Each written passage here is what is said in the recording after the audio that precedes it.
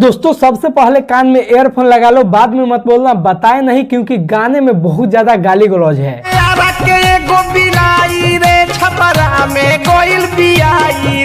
के एगो बिलाई रे छपरा में गइल बियाई रे और है इनकर भौजाई रे। मतलब इनकर भौजाई लागत हुई तबे न इनकरा पता बा के कहाँ के बिलाई हियो आ कहाँ बियाइल बिया, कहाँ का कइले बिया, सब इनकरा पता बा। तो इनकर भौजाई न हियो।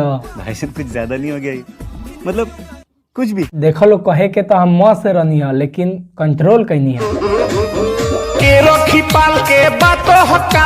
अरे तो ई कौन बड़का समस्या है, अपना गणिया में डाल लो, ओकरा से बड़का गोदाम कहाँ मिली पाले वाला।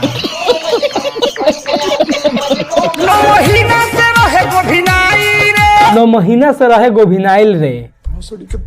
अब तू ही लो बताओ लो, बिलाई 9 महीना ले गोभिनाली सन। हमरा बात पक्किन करलो, इनकर भौजाई 9 महीना से गोभिनाई रहे, उहे बियाइल बिया।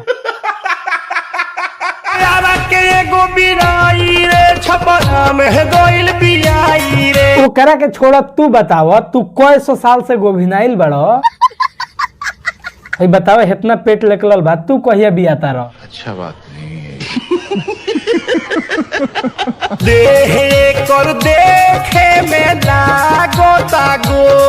देह एकर देखे में लागत गोहरे। अरे वाह भोसड़ी के वाह, बना दियो। जेकर खुद दे हड़िया जैसन बा,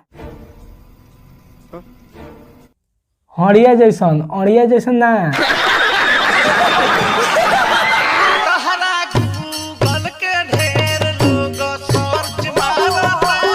भौजी रे बच के रहिए, देख गूगल कह के ढोड़ी पे हाथ फेरता, फेसबुक कह के गाड़ियों में हाथ लगा दी।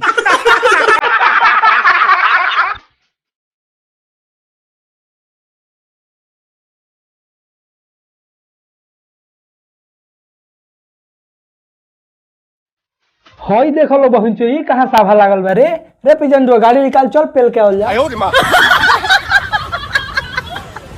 मतलब ओकरा ढोड़ी पर अबीर लगा के प्रणाम करके आवल जाओ। झूठ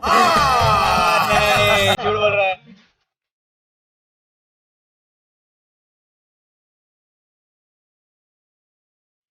देखो लो हे पर हाथ फेर के कहता कोइल मजाक, कुछ भी एंगा मजाक ना होखेला। पता बा का कर, इनमें से बहरी निकाल दे आ दोनों दबाव हेंगा कह के ही मजाक करतनी।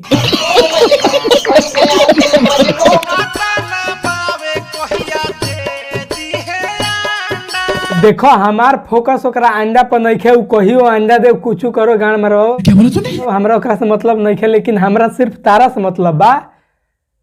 तू कहिया बियाता रह।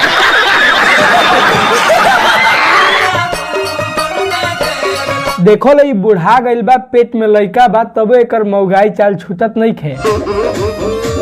तो बस इस वीडियो को यहीं पे खत्म करते हैं। आपको ये वीडियो कैसा लगा कमेंट करके हमें जरूर बताइएगा, और चैनल पे नए हैं तो चैनल को सब्सक्राइब कर लीजिएगा। फेसबुक पेज पे देख रहे हैं तो पेज को फॉलो कर लीजिएगा, और इंस्टाग्राम पे आइए बातें करेंगे। तो चलिए मिलते हैं अगले वीडियो में, तब तक के लिए बाय बाय।